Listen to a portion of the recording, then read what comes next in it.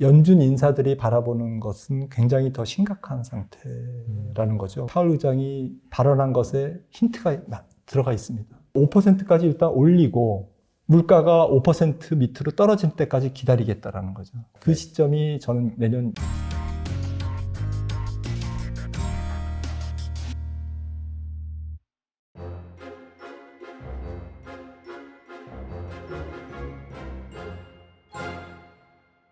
네, 김한진 박사님 모셨습니다. 안녕하세요. 네, 안녕하세요. 네, 박사님을 저희가 한 4월 달에 모셔가지고 그때 네. 이제 줌 온라인 사원을 진행을 했다가 이번에 오프라인으로 모시는데 제가 박사님 영상을 줄곧 쭉 봤는데 거의 그 흐름, 줄거리는 정확히 맞추셨어요. 네.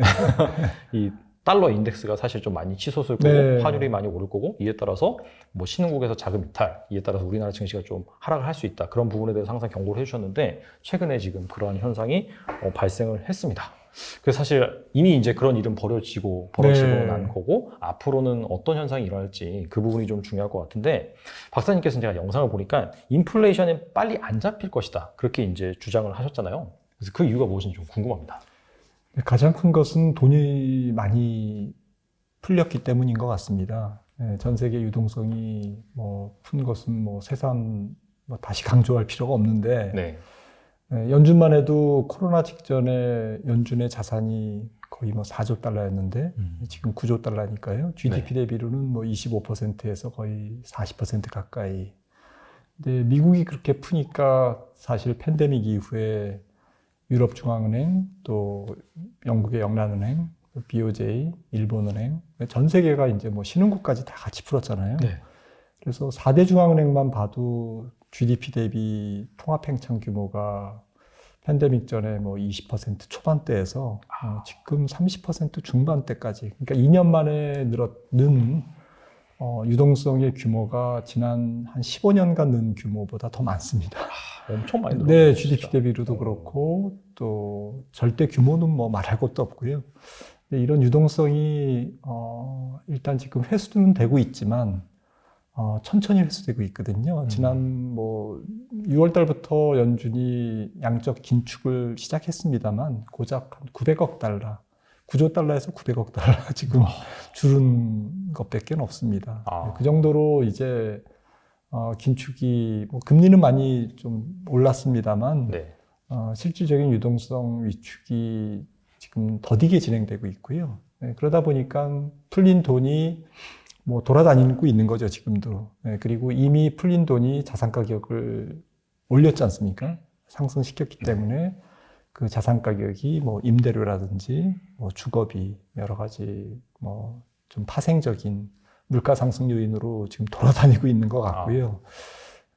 거기다가 이제 조금 가장 중요한 이유는 여러 사람들이 지적을 하고 있습니다만은 지금 인플레이션 요인이 좀 복합적입니다. 근데 복합적이라는 얘기는 너무 추상스러운 표현인데 제 생각에는 한 4, 5년 전부터 시작된 것 같아요. 중국의 인플레이션이 중국의 싼 임금이 네. 조금 비싼 임금으로 이렇게 계속 바뀌면서 전 세계에 낮은 물가를 공급하던 중국이 조금 높은 물가를 지금 공급하고 있고요. 그러니까 중국에서 생산되는 공산품 가격이 다 올라간 거죠. 지금 한 4, 5년 전부터 올라가고 있고, 하지만 중국을 대체해서 조금 완벽하게 이런 공산품을 싸게 공급할 수 있는 지역이 아직까지는 조금 부족해요. 시간이 좀 걸리는 네, 인도, 베트남이 있지만 조금 제한적이고요. 근데 시간이 걸립니다. 왜냐하면은 공장 짓고 수율이 바로 올라오는 것도 아니지 않습니까? 그렇죠. 여러 가지 테스트도 하고 이러다 보면 시간이 걸리죠. 이제 그래서 중국이 그동안은 전 세계 인플레이션을 좀 낮게 이렇게 눌러줬는데 한 4, 5년 전부터는 이제 중국의 역할이 그런 부분에서 달라졌고요. 거기다가 트럼프 정부가 관세까지 때리지 않았습니까? 맞아요. 네, 대중 관세를 때리다 보니까 미국으로 수입되는 선진국이 수입하는 공산품의 가격이 더 올라갔죠. 더 올라가는 측면이 있었고, 그러다 보니까 전체적으로 좀 공급망 차질이 몇 년 전부터 시작된 것 같아요. 시작됐다가 코로나 때문에 더 꼬인 거죠. 또 꼬인 거는 물론 코로나 때문이지만 몇 년 전부터 시작된 것이 지금 좀 얽히고 설켜 있다. 이렇게 볼 수가 있고요.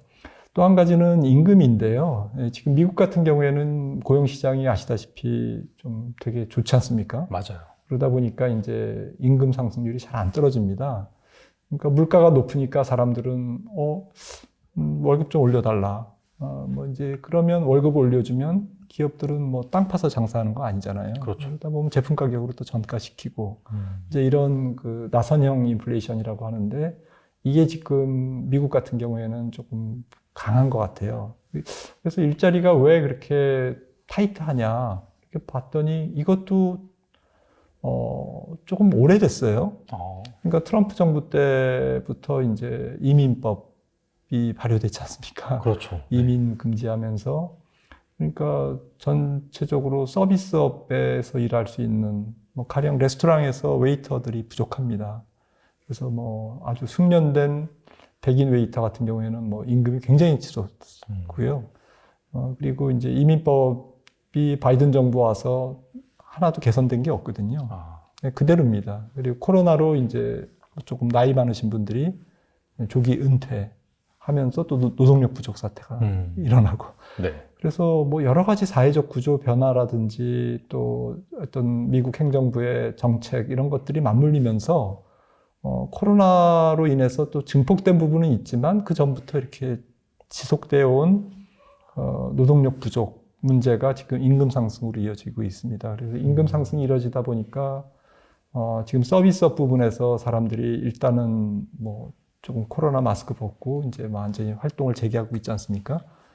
그러다 보니까 서비스업의 수요가 이제 폭발적으로 증가하는데 관련된 인력은 부족하고 그러니까 임금이 올라가고 그래서 이런 부분들이 이제 좀 한두 가지 요인이면 좀 쉽게 잡히겠는데 너무 이제 여러 가지 요인, 좀 뿌리 깊은 요인, 또 몇 년 전부터 진행된 여러 가지 구조적인 요인 이런 것들이 얽히고 설켜 있다 보니까 아마도 이런 물가가 생각보다는 사람들이 뭐 이 정도면 가을쯤에는 잡힐 줄 알았는데 지금 안 잡히고 또 연말쯤에는 잡힐 것으로 지금 보고 있지만 또 연말 돼도 뭐 그렇게 조금밖에 안 내려가고 물가가 내년에도 마찬가지고 이제 이렇게 물가에 대한 전망이 계속 빗나가고 있는 상태인 것 같습니다.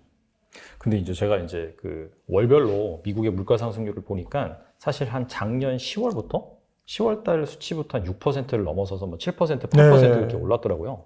근데 이게 어차피 물가 상승률을 그 데이터를 계산하는 방법이 전년 동월 대비로잖아요. 맞습니다. 그래서 사실 뭐 지금까지 이제 물가 상승률이 8%대로 나온 거는 이전에 한 4%대, 뭐 5%대 그런 것들이 좀 YOY로 영향을 미쳤다라고 한다면 사실 뭐 10월 데이터 같은 경우 그때부터 6%, 7% 그 1년 전에 비해서 그렇게 나온 거기 때문에 그때부터는 좀 이렇게 빠르게 좀 둔할 수 있지 않을까 그런 기대감도 좀 있을 수도 있을 것 같은데 여기에 대해서 어떻게 생각하시나요? 네, 맞는 지적이시고요. 저도 단수적으로 전년 동월 대비이다 보니까 이제 올 4분기부터는 조금 더 이렇게 빠른 속도로 떨어질 거라고는 생각을 합니다. 근데 이제 빠른 게 어느 정도가 빠르냐는 좀 사람마다 이제 좀 보는 게 다를 것 같은데. 그게 문제인 것 같아요. 네, 가령 뭐 원래 이제 연말 정도, 연말이라 봤다 지금 이제 3개월 남았으니까요. 지금 12월 말에 이제 전년 동월 대비로 계산한 뭐 미국의 소비자 물가는 뭐 한 7.2나 7.3 정도 찍으면 다행이겠다. 지금 이제 그렇게 보는데 뭐 지난달 8월 물가가 8.3이었으니까 맞아요. 한 1%포인트 떨어질 거다 이렇게 보는데 지금 그 정도는 떨어질 거라고 봅니다. 이제 그게 좀 그 기저효과, 뭐 정확하게 말하면 기고효과죠. 전년이 높았기 때문에 낮게 나오는 효과가 작용되면서 그나마 한 1%포인트 이번 분기에 떨어질 가능성이 높습니다. 그렇게 보는 거고요. 근데 앞서 말씀 나눴던 이제 이런 여러 가지 좀 끈적끈적한 요인이라고 표현을 하는데 영어로 뭐 스티키한 뭐 물가 상승, 그러니까 좀 잘 안 잡히는 거죠, 뭔가. 이제 그런 부분들이 너무 광범위하고 폭넓다 보니까 지금 8월 달 같은 경우에도 지난주에 나온 근원 개인 PCE 물가, 개인 소비자 지출 물가 같은 경우에도 지금 그 지표가 지난주에 나오면서 주가를 한 단계 더 이렇게 짓눌렀거든요. 맞아요. 지난주에. 이제 PCE 물가는 상무부에서 발표하는데 소비자 물가 발표한 다음에 한 2주 후에 이제 발표하면서 별로 이제 앞서 발표된 소비자 물가가 이미 나와 있기 때문에 보통은 영향을 안 미쳤어요. 근데 이번 같은 경우에 지난주에 영향을 미친 거는 이 떨어질 것 같은 근원 PCE 물가도 안 떨어졌다는 거죠. 특히 근원이. 근원 PCE 물가는 연준이 이제 근거국적으로 여기는 기준이거든요. 통화정책의 기준인데 이게 지금 잘 안 떨어지고 있습니다. 전월 대비로도 0.6%. 거의 플랫할 걸로 봤는데 0.6%나 올랐거든요. 0.6을 곱하기 12 하면 1년에 7.2% 오른다는 얘기거든요. 그러니까 이게 0.6%를 감이 안 와다시는데 연준 통화당국자 입장에서는 화들짝 놀란 수치입니다. 이렇게 당연히 떨어져야 될 걸로 생각했던 지표가 오히려 7월 대비 8월 근원 PCE는 올랐거든요. 그래서 이런 부분들이 좀 사람들을 통화정책가들을 지금 굉장히 좀 곤혹스럽게 만들고 있고, 한 가지 더 말씀드리면 물가가 지금 잘 안 잡히는 이유는 연준이 대단히 지각했기 때문에 그렇습니다. 네. 원래 뭐 중앙은행들이 통화당국자들이 하는 얘기가 인플레는 뒤에서 추격하면 절대로 안 잡힌다. 앞에서 딱 대기하고 매복해서 네. 조준사서격 해야지. 뒤로 이렇게 쫓아가면서 하면 결국엔 인플레이션은 나 잡아봐라 그러면서 계속 도망간다라는 거죠. 마치 방사능 유출 한번 되면 잘 안 잡히듯이. 네. 이런 게 지금 그 8월 소비자 물가와 근원 PCE에서 확인될 수 있는데요. 가령 뭐 유가는 근원에서는 빠지죠. 영어로 코어라고 그러지 않습니까? 네. 근원 물가에서는 빠지는데 유가 상승이 뭐 여러 가지 합성 수지 가격을 상승시켜서 플라스틱 제품이나 여러 가지 공산품 가격을 상승시키지 않습니까? 네. 정작 유가는 빠지지만 맞아요. 유가로 인한 파생적인 물가 상승 요인은 계속 돌아다니고 있는 거고요. 유가는 근원 물가에서 빠지지만 교통비, 물류비 이런 것들은 계속 돌아다니고 있거든요. 이거는 근원에 잡히거든요. 교통비는. 네네. 물류비는 제품 가격을 또 상승시키고. 그러니까 이게 간단한 문제가 아니다라는 거죠. 지금 경제 예측이 왜 틀리느냐? 인플레이션 예측을 잘못해서 틀린 겁니다. 인플레이션 예측을 잘못하다 보니까 기업들도 기업 수익이 굉장히 안 좋아지는 거고 마진도 되게 나빠지는 거고 또 급박한 통화 긴축 금리 인상으로 인해서 경제가 안 좋아지고 있기 때문에 이 모든 문제가 인플레이션을 잘못 대응한 중앙은행들 그리고 더 나아가서 더 앞서 보면 인플레이션을 야기한 과잉 유동성 살포. 그러니까 뿌리가 좀 깊죠. 그러네요. 그래서 약간 저지른 게 있다 보니까 이걸 수습하는데도 시간이 걸립니다. 그래서 저는 예전 같으면 이미 잡혔을 인플레이션이 왜 안 잡히냐. 연준이 1년 정도 지각 긴축했다. 왜냐하면 2021년 3월, 작년 3월 물가가 3% 좀 안 됐어요. 근데 3%도 굉장히 높은 수치거든요. 그렇죠. 그러니까 그때만 한 1년 전에만 금리를 인상시켰어도, 시작했어도 지금 좀 고생이 좀 덜 할 텐데, 무려 지난 3월 8.5%에서 시작했거든요. 네네. 8.5%에서 물가 그 금리 인상을 시작했는데 지금 8.3%지 않습니까? 지금 거의 300bp를 올리는 사이에, 네. 6개월간 300bp를 금리를 인상하는 사이에, 따지고 보면 물가는 거의 제자리. 그러네요. 잡힌 게 아니네요. 네, 물론 이제 통화정책은 조금 약간 시차를 두고 경제에 영향을 주기 때문에 앞으로는 잡히겠지만, 지금까지의 성적표는 연준이 되게 좀 잘못 대응하고 있고, 아직까지는 통화 긴축의 효과가 좀 인플레이션을 잡는 데는 미미하게 나타나고 있다. 이렇게 말씀드릴 수 있겠습니다. 이게 문제가 그런 거잖아요. 단순히 뭐 인플레이션이 높게 나와서 뭐 문제가 된다라기보다도 사실상 연준에서 지금 너무나 이 인플레이션을 잡기 위해서 방금 말씀하신 늑장 대응 여기에 따라서 지금 뭐 0.75%포인트씩 자이언트 스텝을 3번 이상 이렇게 단행을 한다든지 맞습니다. 그러다 보니까 지금 주식시장이 버티질 못하고 네. 막 곤두박질 치고 있잖아요. 원래 사실 조금씩 원래대로 이제 올렸으면은 어느 정도 그런 충격을 감내하면서 또 기업들의 실적도 좋아지면서 계속해서 우상향할 수가 있는데 그래서 이제 최근에 FOMC 때 그 점도표가 나왔는데 올해 목표치가 한 중립금리 기준으로 4.4%, 네. 내년 같은 경우에는 한 4.6%잖아요. 네. 그래서 만약에 이게 유지된다라고 한다면 이게 사실 뭐 11월이라든지 12월 이때 이제 뭐 0.5나 0.75%씩 딱 올려서 한 4.25에서 4.5 정도 만들어 놓으면 네. 근데 어떻게 본다면은 이제 한 번 정도는 베이비 스텝이잖아요. 0.25% 올리는 거잖아요.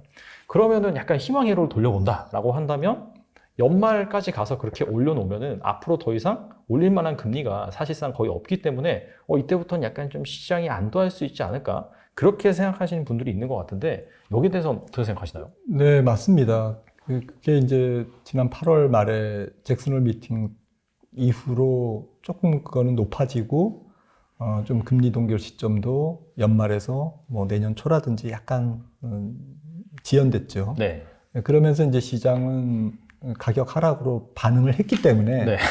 네, 지금 말씀 주신 이런 부분들이 얼추 시장에 조금 프라이싱이 돼 있는 상태, 그러니까 예방주사를 맞은 상태. 아, 그렇죠. 네, 네. 그러니까 연준이 뭐 지하물이 연준이라도 뭐 내년 말까지 금리를 인상하고 뭐 그럴 리는 없을 거다라는 거죠. 네, 맞는 것 같습니다. 네, 그래서 이제 거의 이제 막바지 사이클에 왔다라는 것에 대해서는 동의합니다. 네, 근데 다만 이제 좀 구체적으로 보면 이제 지금 연말 11월에 뭐 75bp 인상 그리고 또 12월에 50bp 인상을 가정하면 4.50%이지 않습니까? 네네. 기준금리가. 네, 그리고 내년에 이제 한 번 올릴지 두 번 올릴지가 이것도 중요한데 지금 지난번 점도표에서는 19명이 점도표 찍은 위원들 중에 6명은 한 번 올린다에 찍었고 네. 6명은 또 다른 6명은 한 번 더 올린다. 아. 그러니까 내년 2번 올린다. 뭐 1월이 됐든 3월이 됐든 뭐 3월, 6월이 됐든 아무튼 내년 상반기까지 한 번이냐 두 번이냐 이거는 지금 퀘스천입니다. 아마 아마 논쟁을 하고 있을 겁니다. 이거는 이제 지금 10월 13일 날 다음 주에 나오는 9월 물가 네. 그리고 또 10월 말에 나오는 9월 PCE 물가 그리고 고용지표 네. 이번 주 말에 나오는 고용지표 또 이런 것들이 영향을 주겠죠. 근데 앞서 말씀드렸듯이 저는 두 번 올리는 거에 조금 배팅이라기보다는 그렇게 생각하고 있고요. 그 가능성이 좀 높다고 네, 보시는 가능성을 거죠? 네. 높게 보고 있고요. 그 이유는 올해 7.3, 올해 연말에 이제 한 미국 CPI가 7.3% 정도면 내년 중반에는 한 5%대 중반 정도, 5%대 초중반, 5.3 뭐 이렇게 찍을 것 같아요. 내년 6월. 근데 아무리 생각해봐도 5.3%의 물가는 연준으로 하여금 금리를 동결시키기에 충분한 물가입니다. 그러니까 적어도 근데 6%를 깨지 않는 상태에서 동결하기에는 연준도 좀 부담스러울 거라고 저는 생각을 합니다. 워낙 이번 물가가 요상하기 때문에 네. 그리고 연준이 지금 뒤처져 있기 때문에 인플레이션에 그래서 잭슨홀 미팅에서 그랬잖아요. 아더 번스와 폴 볼커 70년대 어쨌든 두 분의 연준 의장을 언급하면서 아더 번스라는 분은 폴 볼커 전에 연준 의장인데 금리를 안 올린 게 아니거든요. 금리를 많이 올렸습니다. 네. 올렸는데 살짝 인플레이션이 둔화된 걸 보고 통화 정책을 긴축을 멈췄어요. 그게 화근이 돼서 물가가 더 치솟았거든요. 그러니까 이 물가라는 속성이 제가 볼 때는 주식시장에서 기대하는 것 예상하고 지금 바라보는 것보다는 연준 인사들이 바라보는 것은 굉장히 더 심각한 상태라는 거죠. 그러니까 이게 살짝 죽어 있는 것 같지만 돌았으면 다시 불씨가 헐헐 타오르는 그런 인플레이션이기 때문에 불씨가 완전히 죽는 시점을 연준은 어느 정도를 볼까? 그게 그동안 연준 인사들, 특히 파월 의장이 발언한 것에 힌트가 들어가 있습니다. 그게 실질 금리가 네. 플러스 되는 시점이라고 여러 차례 얘기했고, 네네. 많은 연준 인사들이 그렇게 얘기했거든요. 그러니까 실질 금리가 플러스 되는 시점은 기준금리가 5% 됐을 때 네. 물가가 5% 되면 제로지 않습니까? 그렇죠. 실질 기준금리가. 그러니까 5%까지 일단 올리고 물가가 5% 밑으로 떨어질 때까지 기다리겠다라는 거죠. 거기서 일단 연준은 금리를 동결합니다. 동결할 것 같습니다. 그 시점이 저는 내년 6월일 거라는 거고요. 내년 6월이요. 네. 경기 침체가 조금 더 고약하게 일찍 오면 3월이 될 수도 있습니다. 네, 그래서 3월에서 6월, 즉 2분기라는 거죠, 내년. 내년 2분기가 금리 동결 시점. 네, 그리고 금리 인하 시점은 연준도 제시했듯이 해가 바뀌어서 2024년 저는 3월 정도부터는 연준이 드디어 베이비 스텝으로 금리를 인하하기 시작할 거다 이렇게 생각을 하고 있습니다. 그렇다면 사실 시장에서는 정말 좀 가격이 많이 빠진 상황이고 네. 그다음에 뭐 점도표를 가지고 약간 좀 희망회로를 돌리면은 제가 방금 말씀드린 대로 연말까지 쭉 올린 다음에 내년에 한 번 정도 오르니까 그러면은 이 정도로 시장에서 가격적인 측면에서 반영을 했으니까 이 정도면 좀 바닥이라고 생각할 수 있지만은 방금 박사님 말씀하신 그런 부분들을 생각해 본다라고 한다면 한 번 더 올릴 수 있는 거죠. 네. 내년에 한 번이 아니라 두 번 정도 올릴 수 있는 거고 네. 중립금리가 한 5% 정도 도달할 수 있기 때문에 이 점도표가 또 한 번에 약간 좀 변동된 거에 따른 쇼크가 한 번 정도 남아있을 수 있다 이렇게 볼 수도 있겠네요. 네, 근데 그거는 저는 크지 않을 것 같아요. 시장에 대한 충격은 좀 희망회로가, 저도 희망회로를 돌리고 있는지는 모르겠습니다만, 저도 주가 올라가는 걸 바랍니다. 근데, 그렇게 어쨌든 약간 내년에 한 번 더 올리고, 내년 3월에 금리 동결을 할 게 내년 6월로 조금 3개월, 한 분기 지연되고, 이게 주식시장을 안 좋게 만들겠죠. 하지만 그거는 크지 않다. 왜 그렇게 보냐면, 첫 번째는 5%의 기준금리라는 것은 이미 시장에 어쨌든 최고점으로 좀 형성이 돼 있는 거거든요. 물론 이제 그게 더 틀릴 수도 있지만, 저는 틀릴 확률이 좀 없다고 보고요. 5%가 끝이라고 봅니다. 최대. 그러면 시장 금리가 5%의 금리에서 미국 국제 10년물이 저는 4%를 넘어가는 것은 일시적으로 넘어갈 수는 있어도 4%가 맥시멈이라는 거죠.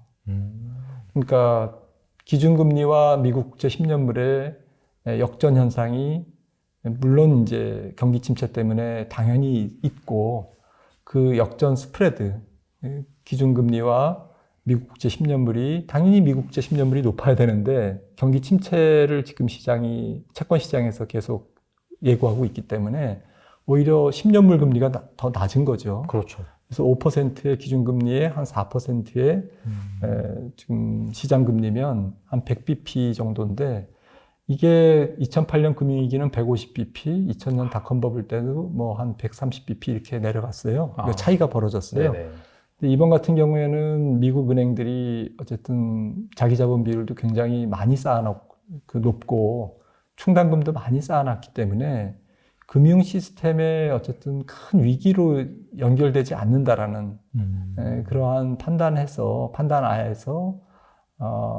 제 생각에는 100bp 정도가 적절할 것 같아요. 그 스프레드가. 그러니까 역전은 되지만 그 역전이 그렇게 큰 폭의 역전은 아니고 한 1%포인트의 역전이면 시장금리가 4% 살짝 넘어갈 수는 있지만 그거는 일시적일 거고 또 한 가지 시장금리가 더 튀지 않을 것으로 보는 이유는 지금부터 내년 상반기까지의 경기 침체가 굉장히 빠르게 진행될 가능성이 있다는 거죠. 그래서 장기금리는 좀 장기 경제를 반영하고 있지 않습니까? 그렇죠.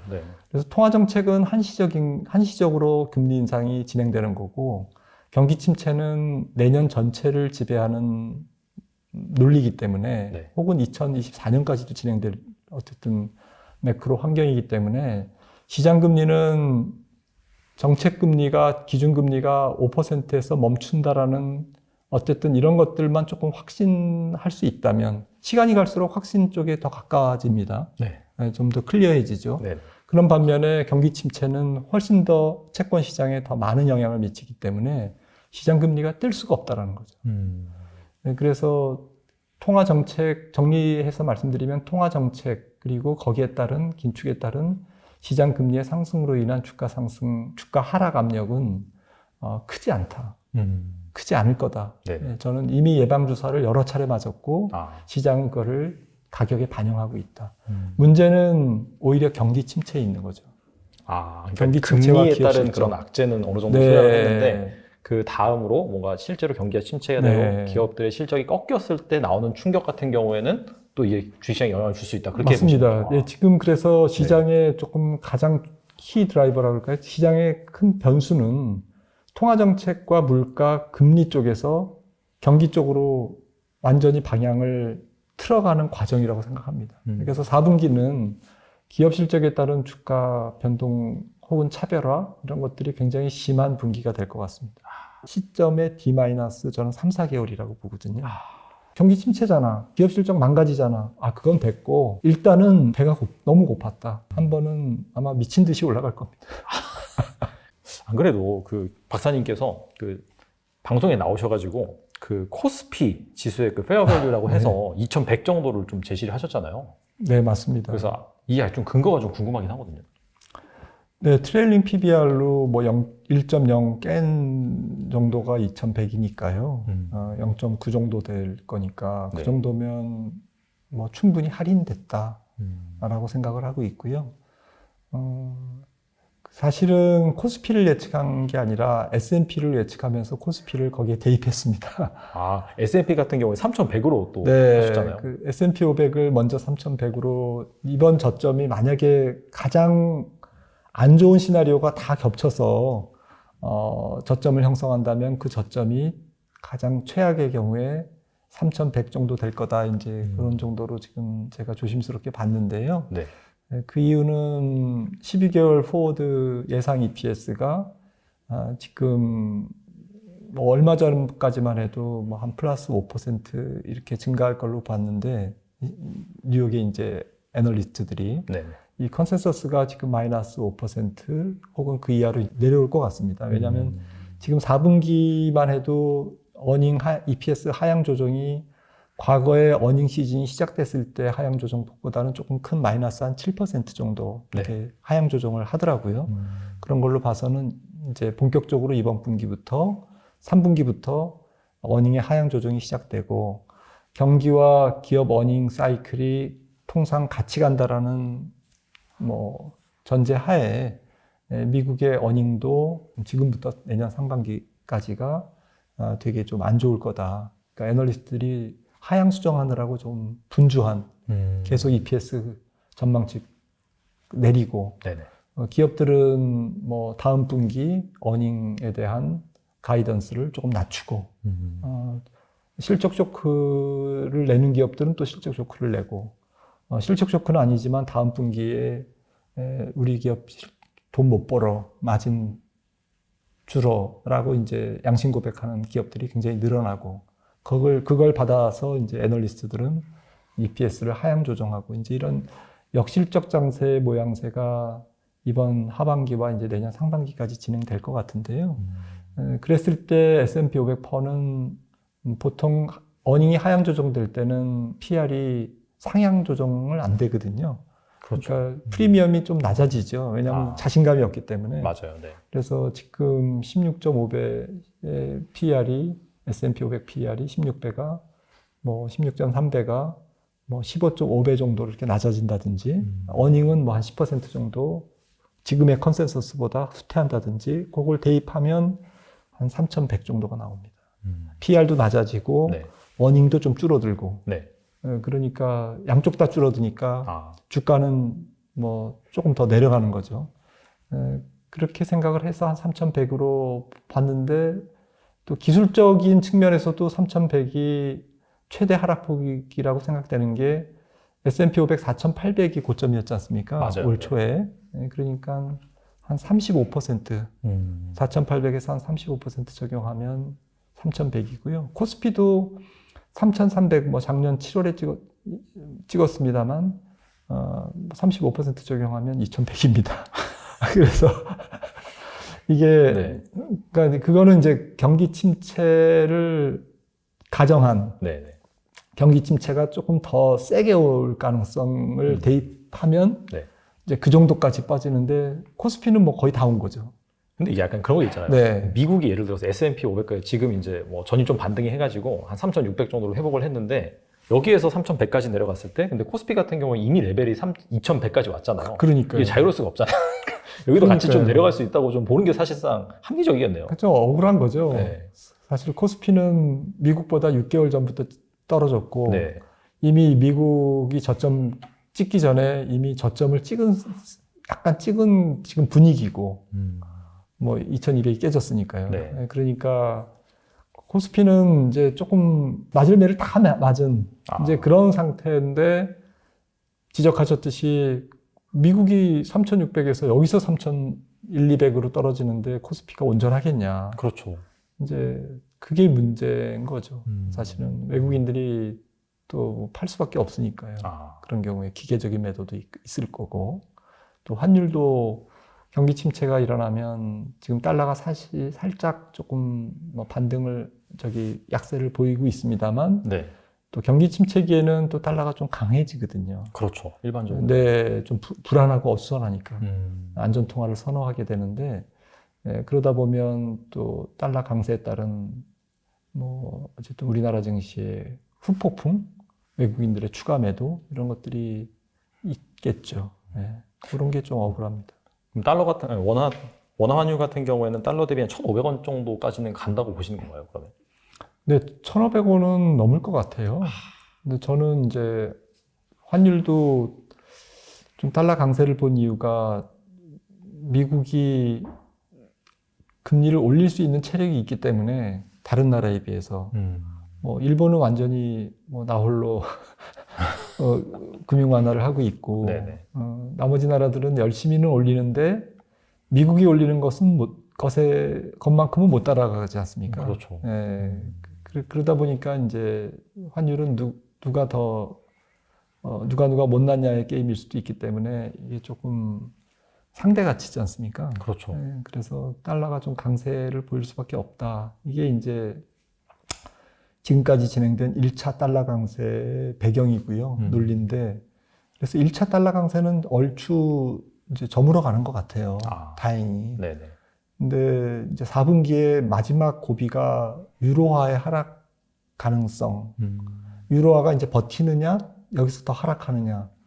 유로화가 이제 달러 인덱스의 52%나 차지하고 있기 때문에 유로화가 만약에 지금 0.99에서 다시 또 0.94, 93 이렇게 한 4% 이렇게 내려간다면 달러도 그냥 저절로 4, 5% 올라가는 거죠. 그래서 지금 진행되는 이제 4분기, 이번 분기부터 이제 12월 말까지, 연말까지는 유로화가 버티냐, 안 버티냐. 이제 이 문제인데, 이거는 좀 날씨에 달려 있을 것 같습니다. 날씨요? 네. 왜냐하면 유로존에 있는 국가들이 이제 좀 에너지를 다 비축하지 않습니까? 지금 겨울나기를 위해서. 비축했는데 이게 좀 모자랄 수가 있죠. 날씨가 더 추우면. 그러다 보면 유가도 더 올라갈 거고 그 다음에 이들 국가들의 유로존 전체 무역 수지도 되게 안 좋아질 거고 그러면 에너지 보조금도 더 들어갈 거고 영국은 이미 발표를 했지 않습니까? 네. 국민들에 대한 에너지 보조금 지급하겠다. 이런 것들이 이제 적자 국채를 발행해야 되기 때문에 어쨌든 그 나라의 어쨌든 환율 하락으로 이어질 수가 있는 거고요. 유로존 전체가 지금 에너지 문제에 휩싸였기 때문에 이번 겨울이 날씨가 좀 예년 평균보다 좀 따뜻하기를 지금 기원할 뿐입니다. 네. 날씨가 그렇게 춥지 않고 어느 정도 예상한 범위 내에서 움직이면 유로화는 크게 떨어지지 않고 버틸 거예요. 어느 정도는. 네. 네네. 뭐 영국이 뭐 또 사고를 치지 않는. 사고 쳤다가 다시 안 한다고 이제 최근에 말을 하긴 해서 아무튼 안 치기도록 네. 바라볼 필요가 있을 것 같은데 그렇다면 약간 그 박사님 말씀을 종합을 해보면 역실적 장세가 사실상 하반기부터 시작이 됐고 약간 상반기까지 이어질 가능성 또 말씀하셨고 그럼 날씨 이슈 그 다음에 금리 같은 경우에도 아마 한 내년 2분기 정도가 네. 정점을 찍고 그런 것들을 감안한다라고 한다면 약간 좀 빨리 바닥이 찾아온다라고 네. 하면 올해 한 연말 정도가 될 것 네, 같고 네, 네. 좀 늦게 찾아온다라고 한다면 한 내년 초 정도? 네. 1분기 그 정도로가 맞습니다. 볼 수 있겠네요. 네. 그러니까 정확하게 정리를 잘 해주셨는데요. 네. 제 생각에는 이제 마지막 환율 스트레스 그리고 금리에 대한 마지막 스트레스 또 경기에 대한 스트레스 이런 것들이 남아 있는데 네. 지금 주가도 열심히 지금 반영을 하고 있거든요. 네. 많이 반영했죠. 열심히 반영을 하고 있기 때문에 우리나라 주가는 더 열심히 반영하고 있고요. 네. 외국인 덕택에 네. 외국인이 팔고 나가는 바람에 더 열심히 피동적으로 반영할 수밖에 없었던 형국이고 그러다 보니까 이제 마지막 남은 게 결국 미국이 역실적 장세 때문에 기업 실적이 망가지면서 어느 정도 이제 그 상처를 남기느냐 주식 시장에 네. 이게 이제 마지막 고비인 거죠. 시장 금리는 일단 앞서도 말씀드렸듯이 주식 시장에 스트레스를 주는 정도가 굉장히 앞으로는 약해질 거다라고 이제 말씀드렸는데 네. 이제 이 시장 금리가 피크아웃해서 이제 내려가는 시점이 중요할 것 같습니다. 그러니까 이제 뭐 가령 한 3.7%의 미국 국채 10년물이 3% 혹은 그 이하로 내려가는 이제 그런 상황이 언제일 거냐라는 것은 최종 금리 인상 시점의 D- 저는 3, 4개월이라고 보거든요. 그러니까 만약에 6월이면 네. 6월의 마지막 금리 인상의 정점을 찍는다. 그러면 3월부터는 시장 금리가 급속도로 떨어질 거고요. 왜 그러냐면은 경기 침체가 내년 2분기에 가장 그 공포스럽게 우리에게 다가오기 때문에 시장 금리가 떨어지는 거는 방향을 잡으면 되게 가속적일 것 같아요. 유럽도 마찬가지입니다. 유럽도 이번 동절기를 잘 지나면 아마 시장 금리가 경기 침체를 반영해서 지금은 스태그플레이션을 반영해서 금리가 조금 위에 덜렁 걸려 있지 않습니까? 그렇죠. 네. 하늘에. 네. 근데 이게 그냥 뚝 떨어진다니까요. 경기 침체를 반영하면 이제 그라운드로 떨어지는 거고요. 네. 이제 이게 전 세계 금리 하락이 이제 시작되는 시점이 언제냐? 그 키를 쥐고 있는 것은 연준의 금리 인상 시점에 한 3, 4개월 전이라고 저는 보고 있는데 그 이유는 이제 마지막 금리 인상 이제 금리를 올리면서 다음번에는 이제 금리를 거의 한 번 베이비 스텝으로 올리면 끝이에요. 라는 컨센서스가 형성되는 시점이 있을 겁니다. 연준 인사들의 입을 통해서나 네. 뭐 여러 가지 주변 경제 지표를 통해서 이제는 다 왔어. 한 번 인상은 더 하지만 그거는 끝일 거야. 라는 게 컨센서스가 형성되면 그게 형성되는 순간 시장 금리는 빠르게 빠지죠. 그리고 환호할 겁니다. 시장이 일단은 경기 침체잖아.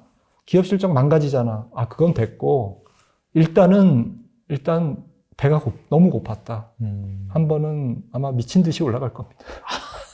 그러면 이제 미친 듯이 올라갔다가 사실상 경기 침체고 실적 안 좋아지고 그러다 보니까 다시 이제 빠질 수 있다. 이제 그런 말씀. 다시 빠져도 그 저점을 그 이하로 내려가진 않을 거고 장기적으로 보면 어쨌든 올라가는 그 저점이 좀 우상향, 주가의 추세적인 우상향에 어쨌든 의미 있는 저점이 될 것이다라는 거죠. 근데 약간 여기서 헷갈린 게 이게 뭐냐면은 이게 약간 그 연준이 통화 정책을 하는데 그 약간 선행적인 그런 통화 정책을 할 때도 있고 그게 제가 알기로는 한 2019년 그 정도였던 걸로 알고 있어요. 네.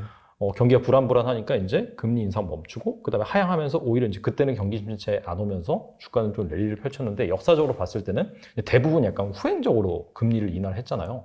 네. 그래서 약간 부정적으로 보신 분들 같은 경우에는 오히려 연준이 나중에 금리를 인하하는 그런 시점은 이미 이제 연준 같은 경우에는 이 경기 침체라는 그거에 대한 도장을 찍어줬기 때문에 네. 그때는 더 하락할 수 있다. 그러니까 그렇게 말씀하시는 분이 계신데 박사님 같은 경우에는 이미 그런 것들을 다 반영해서 주가가 많이 빠졌기 때문에 그러진 않을 것이다. 이제 그렇게 보시는 건가요? 네, 저도 그렇게 주장하시는 분들의 그 동의를 합니다. 네, 길게 봐서는 연준이 금리를 올릴 때 주가가 올라갔고 금리를 내릴 때 주가가 빠졌거든요. 아, 그럴 때가 더 많았거든요. 네네. 안 그럴 때도 좀 있었지만, 네. 그러니까 주가와 연준의 통화 정책은 어쨌든 같이 양의 관계, 플러스 관계를 보였습니다. 경기가 좋으니까 금리를 올렸고 금리를 올림에도 불구하고 실적에 자신이 있었기 때문에 주가는 더 많이 올랐거든요. 그렇죠. 맞아요. 네. 그리고 경기 침체를 연준이 선언하는 순간 주가는 꼬꾸라졌고요. 이제 그거 맞는 말씀인데, 근데 그래서 이거는 이제 내년을 지나서 내년 말이라든지 뭐 좀 길게 나중에 판단할 문제 같아요. 아, 그러니까 이번 진행되는 경기 침체의 속성, 네. 성격, 사이클의 길이 이런 거에 따라 좀 다를 것 같고요. 만약에 밋밋하다, 사이클이 그렇게 우려했던 것보다는 그렇게 고약하지 않다. 그리고 연준의 통화정책 긴축이 멈추면서 동결하면서 경기는 그래도 꾸물꾸물 조금 느리게나마 좀 돌아서는 기미가 있다. 이런 것들을 확인하면 주가는 뭐 그냥 어느 정도는 뭐 제한된 범위 내에서지만 그래도 강세장이라고 아주 그렇게 칭송할 정도는 아니지만 네. 그래도 해볼 만한 장세. 약간 어느 정도 네. 그 전에 낙폭을 만회하는 네. 그 정도 장세가 나올 것이다. 네. 근데 그거는 좀 먼 얘기일 것 같고요. 아무튼 지금은 당장은 이제 연준의 정책적인 전환 시점과 그에 따른 시장 금리의 반영과 거기에 따른 주가의 어쨌든 반응이 어떻게 이 세 박자가 조금 깔끔하게 나올 거냐라는 것에 더 신경을 써야 될 것 같습니다. 박사님 말씀은 그런 거네요. 일단 이번에 가파른 금리 인상이 좀 이례적이기 때문에 네. 그런 부분을 선반영해서 많이 맞습니다. 빠진 것이고 네, 네. 경기 침체 우려도 사실 뭐 블룸버그에서 며칠 전에 98% 경기 네. 침체 확률이다. 시장이 그런 걸 반영하고 있잖아요. 네. 그렇기 때문에 뭐 설사 이제 뭐 금리를 이제 인상 거의 끝나고 경기 침체에 빠진다 하더라도 이미 그런 부분을 가격적으로 선 반영을 했기 때문에 네. 반등이 나올 수 있고 그다음에 앞서서 이제 말씀하시기로는 거의 2024년 정도 돼야지 금리 인하할 거라고 하셨잖아요. 네. 약간 그 전까지는 약간의 그런 미니 골디락스 장세가 나올 네, 수가 네, 있고 미니 골디락스. 그 다음에 또 진짜 경기 침체가 온다라고 하면 그때는 좀 빠질 수가 있다. 네. 그렇게 정리해 볼 수 있을까요? 네, 그렇습니다. 네. 위기 다음에 또 유동성 장세의 어떤 반복이 또 지속되지 않을까. 첫 번째, 두 번째 단추 정도 채운 거 아닌가요? 얘네들이 성장해야 또 경제가 돌아가니까 이번 기회에 저는 그렇게 포트폴리오를 박사님 말씀은 그런 거네요. 일단 이번에 가파른 금리 인상이 좀 이례적이기 때문에 네. 그런 부분을 선반영해서 많이 맞습니다. 빠진 것이고 네, 네. 경기 침체 우려도 사실 뭐 블룸버그에서 며칠 전에 98% 경기 네. 침체 확률이다. 시장이 그런 걸 반영하고 있잖아요. 네. 그렇기 때문에 뭐 설사 이제 뭐 금리를 이제 인상 거의 끝나고 경기 침체에 빠진다 하더라도 이미 그런 부분을 가격적으로 선 반영을 했기 때문에 네. 반등이 나올 수 있고 그다음에 앞서서 이제 말씀하시기로는 거의 2024년 정도 돼야지 금리 인하할 거라고 하셨잖아요. 네. 약간 그 전까지는 약간의 그런 미니 골디락스 장세가 나올 네, 수가 네, 있고 미니 골디락스. 그 다음에 또 진짜 경기 침체가 온다라고 하면 그때는 좀 빠질 수가 있다. 네. 그렇게 정리해 볼 수 있을까요? 네, 그렇습니다. 네.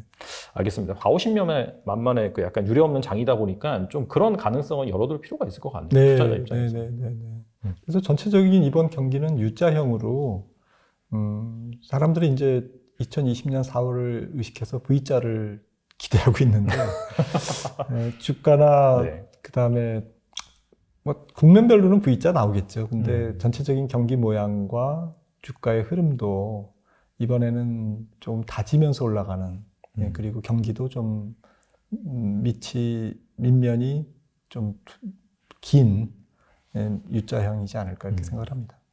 약간 좀 구조적인 변화 이런 거에 대해서 말씀하신 분이 계시거든요. 근데 네. 들어보면은 좀 그럴싸해요. 어떤 논리냐면은 중국이 한 1980년대, 90년도 그때부터 이제 본격적으로 이제 세계 공장으로 거듭나기 시작하면서 네. 2000년대 들어와서 WTO에 이제 가입을 했잖아요. 네. 그러면서 중국에서 앞서 말씀해 주시긴 해주셨는데 이 값싼 노동력을 바탕으로 좋은 제품을 생산하다 보니까 이 글로벌리 이제 저물가 시대가 돌아왔고 그 부분이 사실 한 2020년부터 2020년까지 자산 시장에 상당히 좀 긍정적으로 작용을 했는데 네. 또 탈세계화, 중국과 러시아를 또 차치하는 그런 탈세계화 관점에서는 또 중국에서 생산하는 그 정도의 퀄리티나 값싼 노동력을 제공해 줄 수 있는 나라가 없기 때문에 세계 곳곳에 이제 또 뭐 제조 공장이 설립이 되고 그런 것들이 다시 또 비효를 야기시키고 네. 이것도 이제 구조적으로 물가가 좀 높게 유지되는 그렇죠. 그런 상황이 올 수 있기 때문에 과거처럼 자산 시장이 재미있지 않을 것이다라고 이제 말씀하신 분도 많이 계시거든요.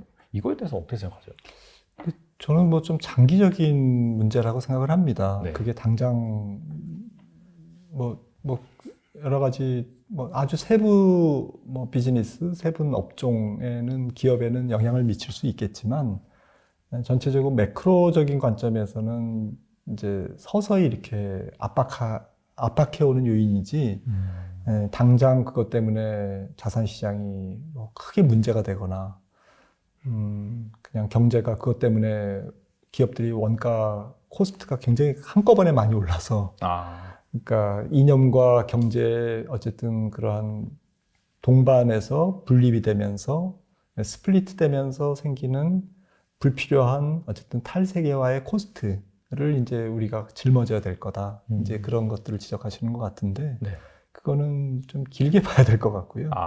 당장 뭐 자산 시장에 뭐 올해 내년 자산 시장에 그렇게 큰 영향을 줄 것 같지는 않습니다. 그것보다는 저는 좀 반대로 생각해 보는 게 뭐 실물 경제는 뭐 그렇다고 쳐도 유동성 측면에서는 저는 모두의 말씀 나눴듯이 유동성 불씨가 살아있는 것 같습니다.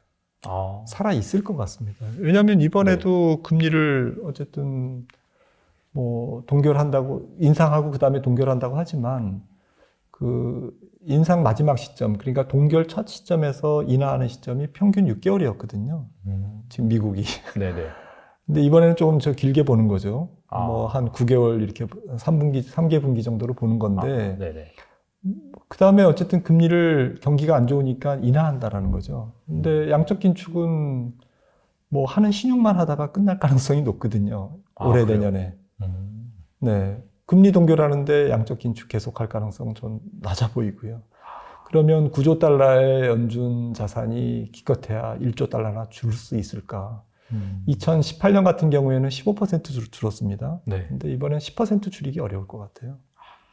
그러니까 유동성 불씨는 계속 살아있고 거기다가 2024년부터는 금리를 내린다. 그리고 경기는 어쨌든 그 다음에 또 돌아선다. 뭐 어쨌든 탄력적이든 비탄력적이든 돌아선다. 이러면 또 유동성 랠리를 반복할 가능성이 굉장히 높다라는 거죠.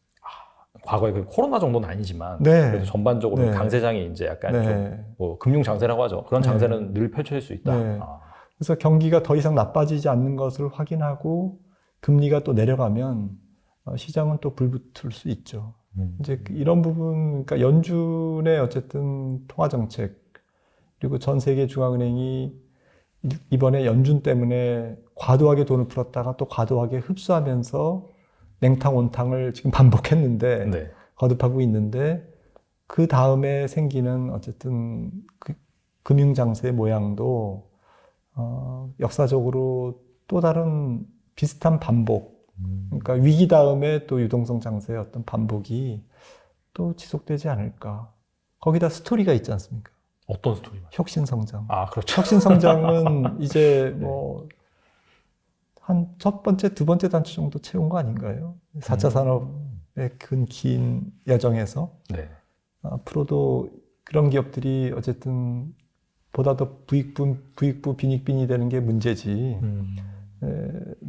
돈을 버는 기업들은 돈을 더 벌 거고요.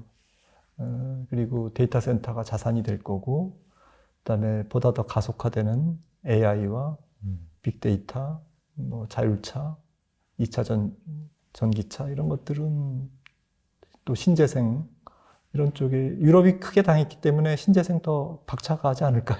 무조건 진짜 목숨 걸고 할 것 같아요. 네, 목숨 걸고 합니다. 네. 이게 생존의 문제이기 때문에 네. 원자력도 마찬가지고요.